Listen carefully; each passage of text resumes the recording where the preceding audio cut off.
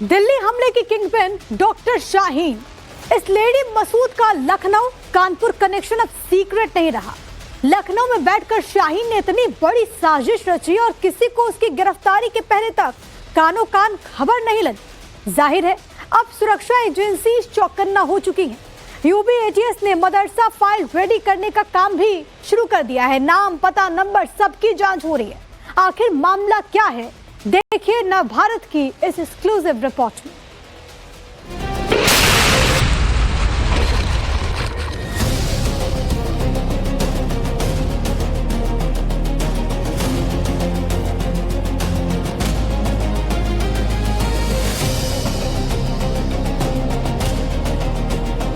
10 नवंबर को दिल्ली में हुए धमाके और इसमें फरीदाबाद की अल फलाह यूनिवर्सिटी का कनेक्शन सामने आने के बाद पूरे देश में सुरक्षा एजेंसीज अलर्ट मोड पर हैं। इसी के तहत उत्तर प्रदेश में भी एक्शन जारी है। शहर शहर मदरसों पर पैनी नजर और इनकी निगरानी की जा रही है। दिल्ली की सुरक्षा में सेंध लगने के ठीक 5 दिन बाद यूपी एटीएस हेडक्वार्टर के लेटर हेड से एक चिट्ठी निकलती है। तारीख है 15 नवंबर 2025। यह चिट्ठी कोई सामान्य चिट्ठी नहीं थी। इसने उत्तर प्रदेश के अल्पसंख्यक कल्याण विभाग में हड़कंप मचा दिया।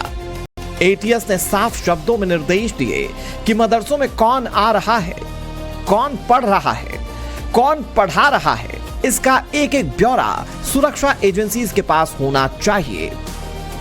अभी जिन जिलों में मदरसों की कुंडली खंगाली जा रही है उसमें प्रयागराज, प्रतापगढ़, कौशांबी, फतेहपुर, बांदा, हमीरपुर, चित्रकूट और महोबा हैं।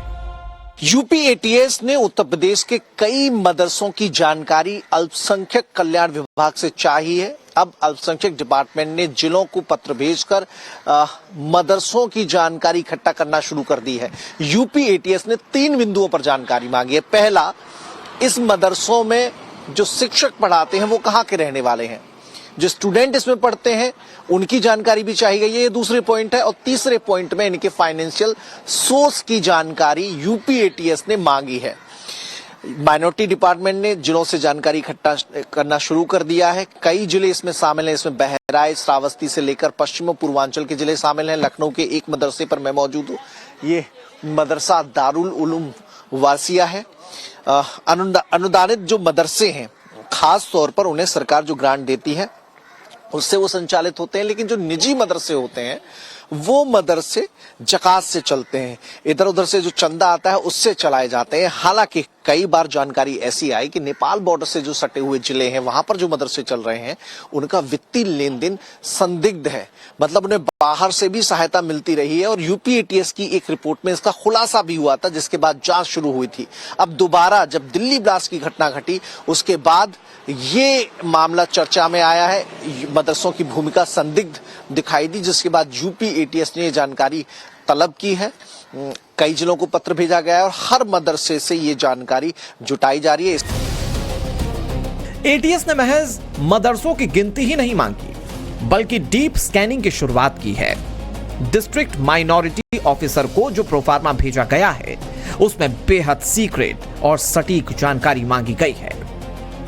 इनमें मदरसे में पढ़ने वाले हर छात्र का नाम, उसके पिता का नाम, स्टूडेंट का पूरा स्थायी पता, अभिभावक का एक्टिव मोबाइल नंबर, मदरसे में पढ़ाने वाले मौलवियों और शिक्षकों का पूरा बैकग्राउंड, मैनेजमेंट कमेटी के मेंबर्स की जानकारी मांगी गई है। सूचना मांगी गई है हम लोगों से कि जितने जनपद में मदरसे संचालित हैं उनके मौलवियों की, पढ़ाने वाले मौलवियों की सूचना, जो अध्यापक हैं, प्रधानाध्यापक हैं, बच्चों की सूची ये हमसे मांगी गई है। एटीएस के द्वारा भी एक लेटर जारी हुआ है जिसमें हमारे जिले के जो मदरसे जितने संचालित है उनमें पढ़ाने वाले शिक्षकों, मौलवी और उसमें जो बच्चे पढ़ते हैं उनकी डिटेल्स मांगी गई है। जिसके संबंध में हमने एक पत्र अभी सभी मदरसों को आज जारी किया है। उसमें हम लोग डेटा इसमें कलेक्ट करेंगे और कलेक्ट करने के उपरांत आपको हम इसमें भविष्य में डिटेल देंगे। एटीएस द्वारा जो पत्र जारी किया गया उसके क्रम में मैं बताना चाहूँगा कि जनपद चित्रकूट में 4 मदरसे जो मान्यता प्राप्त हैं वो संचालित हैं और इनका बराबर निरीक्षण किया जाता है मेरे द्वारा। किसी प्रकार की ऐसी गतिविधि पाई जाती है तो तत्काल प्रभावित कार्रवाई की जाएगी। अभी तक ऐसी कोई गतिविधि संज्ञान में नहीं है। अभी उत्तर प्रदेश में मदरसों की संख्या लगभग 23,500 है।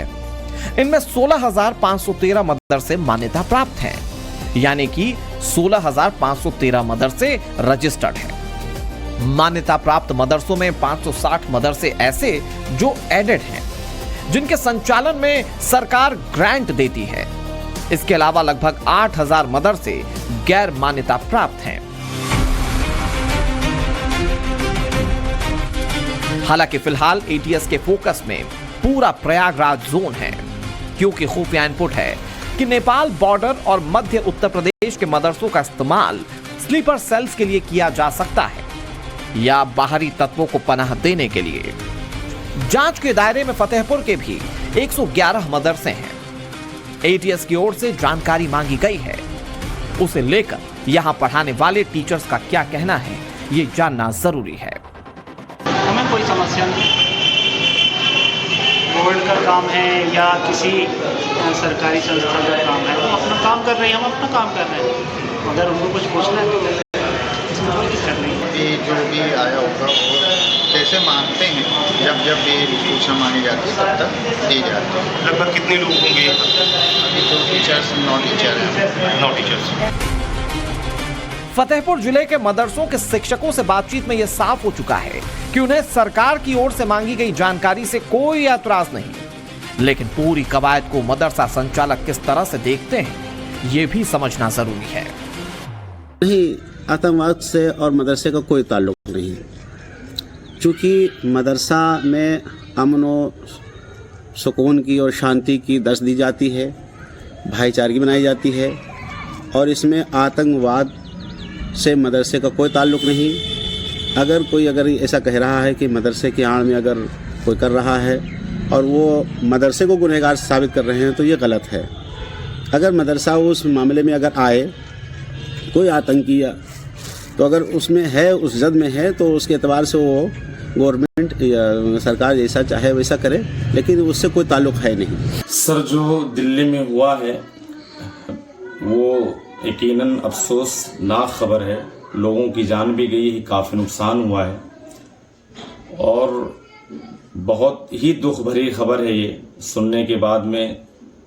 लेकिन जो सरकार ने जांच लगाई है इस पर बिल्कुल हक है लगाने के लिए और जांच करना चाहिए।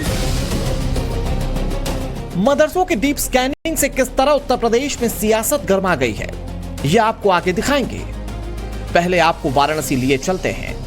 यहां के मदरसों से फिलहाल डिटेल अब तक नहीं मांगी गई, लेकिन जिस तरह से प्रयागराज जोन में छानबीन की जा रही है, उसका असर यहां के मदरसों पर साफ दिख रहा है। आमतौर पे अभी तक सर्वे ही होता था, लेकिन ये पहली मर्तबा ऐसा है कि जब मदरसों के अंदर सुरक्षा ऑडिट किया जा रहा है और इसे लेकर किस तरीके से मदरसों में हलचल बढ़ी हुई है। फिलहाल हमारी मौजूदगी वाराणसी के ही एक मदरसे के अंदर है और यहाँ पर इस नए शासनादेश के बाद गहमा गहमी की स्थिति है और कहीं न कहीं जो मदरसों को संचालित करने वाले लोग हैं वो थोड़े से सहमे हुए हैं। जैसे देश के सारे शैक्षिक संस्थान हैं, उसी में उत्तर प्रदेश मदरसा बोर्ड भी है।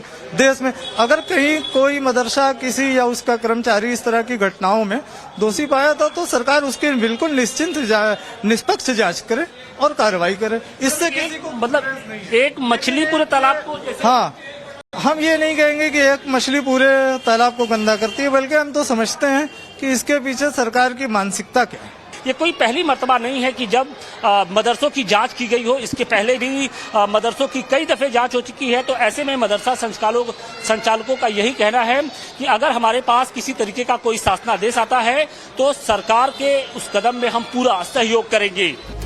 यूपी एटीएस की मदरसा फाइल्स पर अब मुस्लिम धर्मगुरुओं की भी नजर है। ये हैं मौलाना यासूब अब्बास साहब। मदरसे से लेकर डिग्री कॉलेज तक चलाते हैं।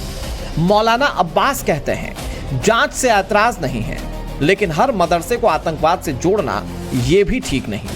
कि हमारे लिए मुल्क की सालमियत पहले है, मुल्क की हिफाजत पहले है, लिहाजा अगर से रिपोर्ट मांगी है और तो उनको बिल्कुल सही अपनी चीज बताना चाहिए कि हमारे पास विदेशी स्टूडेंट कितने हैं, देसी स्टूडेंट कितने हैं, हमारी फंडिंग कहाँ से हो रही है, हमारा आय का स्रोत क्या है, क्योंकि दिल्ली बम ब्लास्ट के बाद में ये सब मामला शुरू हुए हैं। लिहाजा हम लोग पूरी तरीके से इसका सपोर्ट कर रहे हैं।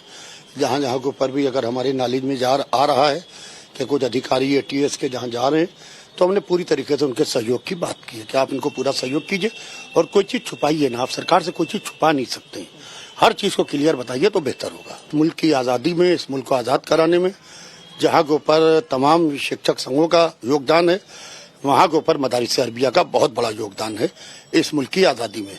और जानबूझ के, क्योंकि ये मुसलमानों से वाबस्ता है, लिहाजा इसको आतंकवाद से जोड़ने के लिए इसकी बार बार इंक्वायरी कराई जा रही है, ताकि कहीं से कोई क्लू मिले। कहीं से कोई क्लू नहीं मिलता। अगर कोई 2-4 मदरसे इस टाइप के हैं तो बाकायदा उन मदरसों के नाम उजागर होना चाहिए और पूरी तरीके से उनके ऊपर कार्रवाई होना चाहिए। मैं कार्रवाई के खिलाफ नहीं हूँ, कार्रवाई होना चाहिए, मगर एक लाठी से सबको हकाना ये बिल्कुल ठीक नहीं है। हालांकि पूरे मामले पर सरकार का पक्ष पाक साफ है। योगी सरकार में मंत्री ओम प्रकाश राजभर ने स्पष्ट किया कि यह सिर्फ सुरक्षा का मामला नहीं है और इसमें मदरसा संचालकों को सहयोग करना चाहिए। जिन मदरसों का रिकॉर्ड क्लीन है, उन्हें डरने या फिर घबराने की कोई जरूरत नहीं। समय समय पर मदरसों से तरह तरह की बातें निकल के आती हैं। आपने देखा प्रयागराज में नोट छापने का कारोबार, कुशीनगर में आपने देखा नोट छापने का कारोबार, उसी तरह बहराइच में आपने देखा कि मदरसों में विदेशी लोगों को, बाहरी लोगों को ठहरने की व्यवस्था। अभी जैसे आपने देखा कि अभी जो दिल्ली में बम ब्लास्ट हुआ, उसमें जो डॉक्टर का नाम आया, उसके इशारे पर जांच शुरू हुई, तो बड़े पैमाने पर लोग उसमें इन्वॉल्व हैं। तो जहां भी सुई शक की पहुंच रही है, वहां लोग जांच में उनके तक पहुंचने का प्रयास कर रहे हैं। हालांकि यूपी ATS की ओर से मदरसों की जांच को विपक्षी दलों ने फियर मॉन्गरिंग यानी कि डर का माहौल बनाने की कोशिश बताया। समाजवादी पार्टी का कहना है कि ATS का काम आतंकियों को पकड़ना है, छात्रों का डेटा जमा करना नहीं। मैं जानना चाहता हूं योगी आदित्यनाथ से कि आप लगभग 8.5-9 सालों में कर क्या रहे थे? मदरसा जांच, मदरसा गिराना, मदरसा बंद करना, मदरसा की मान्यता रद्द करना, मदरसा खेलते रहे 8.5 साल। उत्तर प्रदेश के दलित पिछड़े अल्पसंख्यक जो तमाम और हिंदू कैटेगरी के हैं, चाहे वो बुद्धिज्म हो, चाहे जैनिज्म हो, चाहे और भी सिख कम्युनिटी के हो, उन्होंने तो आपकी सरकार बहुमत से 2 बार बनाई और आपने क्या किया? आपसे मदरसा खेलते रहे और आज तक निकला कुछ भी नहीं। मैं इतना समझता हूं कि ये सरकार पूरी बेशर्मी की पराकाष्ठा को पार कर रही है। मदरसा इतनी बार बोला गया है, इतनी बार से एक व्यक्ति ने इतने सालों में सांसें नहीं ली होंगी जितनी बार मदरसा आ गया सरकार के द्वारा, लेकिन ढाक के 3 पात। और हमको लगता है कि जिस प्रकार की चुनौती एजेंसीज के सामने है, उसके नाते से इस तरह के डिटेल होना जरूरी है कि कौन कहाँ का बच्चा, कहाँ का विद्यार्थी, कहाँ का व्यक्ति इस मदरसे में रह रहा है। कोई असामाजिक तत्व, कोई देश विरोधी तत्व न रहा हो, क्योंकि पूर्व में मदरसों से तमाम देश विरोधी तत्वों की गिरफ्तारी हुई है, जिनकी संलिप्तता देश विरोधी कार्यों में रही थी। ये साफ है कि साल के अंत तक आते आते सुरक्षा एजेंसीज अपनी रणनीति बदल रही हैं, क्योंकि अब खतरा सिर्फ सीमा पार से नहीं, बल्कि देश के भीतर छिपे व्हाइट कॉलर स्लीपर सेल से भी है। यूपी ATS का ये डेटाबेस आने वाले दिनों में किसी बड़े क्रैकडाउन का आधार भी बन सकता है। लखनऊ से मनीष यादव, वाराणसी से आशुतोष सिंह के साथ bureau report, times now Navbharat.